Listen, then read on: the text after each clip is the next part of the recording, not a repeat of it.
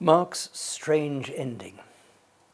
This really is a very strange gospel, and I hope the previous talks have shown you that. I want to go to the end now of Mark's gospel and really to show you that.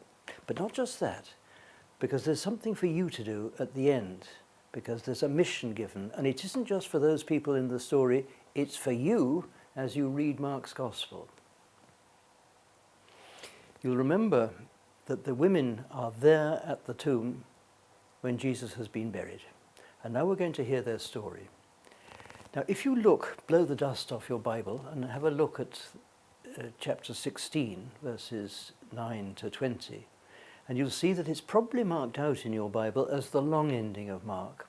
You'll find another ending that's marked out as the short ending, but it's almost certain, for reasons I won't bother troubling you with, that Mark originally ended with this extraordinary ending, chapter 16, verse 8. And I want you to feel how very odd it is. And all I'm going to do now is read it with you and say a few things about the ending. So our focus is on the women who are at the tomb. But they can't stay at the tomb. They've got to get away because the Sabbath, you remember, is coming on. And this is how chapter 16 starts. When the Sabbath was finally over, you can feel their desire to get it over with, can't you? Mary the Magdalene and Mary of Jacob and Salome, they bought spices. You can't buy anything until the Sabbath is over. And they came to anoint him. Notice what that means. It means that these brave women, and they were very brave to go to that tomb of a convicted criminal, they didn't believe in the resurrection, because if you're going to anoint a body, it's got to stay where it was last put, not go resurrecting around all over the place. And very early, on the first of the Sabbaths, that could be Mark saying, what a wonderful day this is, or it could just mean the first day of the week. They come to the tomb, and the sun has already risen. That might be Mark's little joke at the women. You're a bit late, ladies. And then Mark does what he's often done before. He allows us to eavesdrop. They were saying to each other, who's going to roll away the stone for us from the door of the tomb? And it's no good the men saying, you should have thought of that before you set off, because where are the men? They've disappeared in a panic-stricken puff of smoke on the last train to Galilee, thank you very much. Back to the women. And they looked up, and they saw that the stone had been rolled away, for it was very big.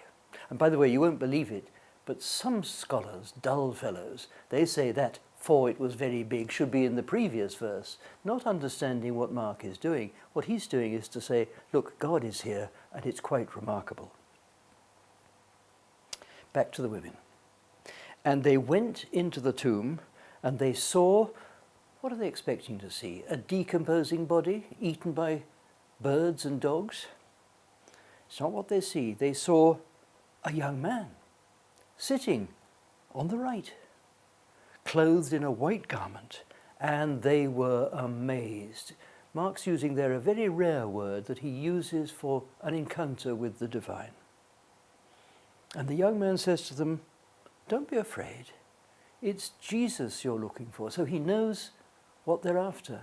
Who is this young man? Jesus, the Nazarene, the crucified one. And then comes the Easter proclamation. Some people say Mark doesn't believe in the resurrection. If they tell you that, just read this next line with them. He is risen. He is not here. Look, the place where they put him. And now they're given a mission.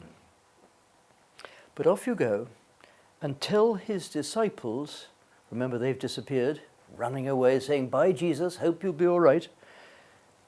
So they're saying to his disciples and to Peter, notice that, Peter whom we last saw denying at the top of his voice, cursing and swearing, he'd never heard of Jesus. So he's subtly brought back onto the team. Go and tell his disciples and Peter that he's going before you into the Galilee. Where's Galilee? That odd place up in the north. No one's really ever heard of it, but it's where the gospel starts and where it ends, and where you must now restart reading the gospel understanding now in a completely different way. You will see him there, just as he said to you. And it's spoken to the women, but also it's spoken to you.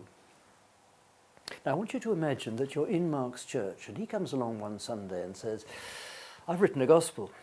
And they say, well, all right, yes, would you like to read it to us? And he's coming near the end, and you can see that he's almost at the end, and you wonder, are you going to have time to tell all those resurrection stories that we know about? This is how Mark's gospel ends. And the women, remember they've just been given a mission, the women went out and they ran away from the tomb, for trembling and amazement held them, and they said nothing to nobody, for they were afraid. And then Mark closes his gospel, and that's it.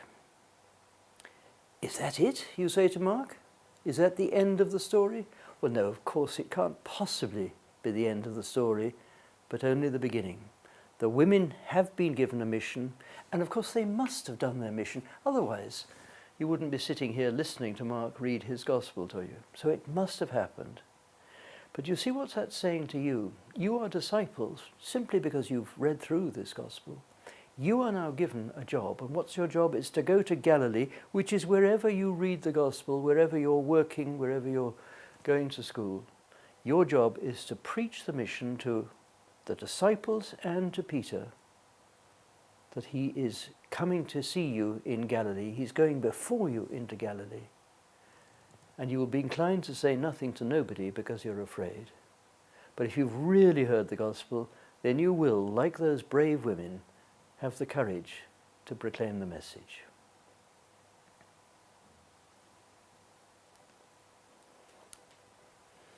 Bit shorter, but I hope that doesn't matter. No.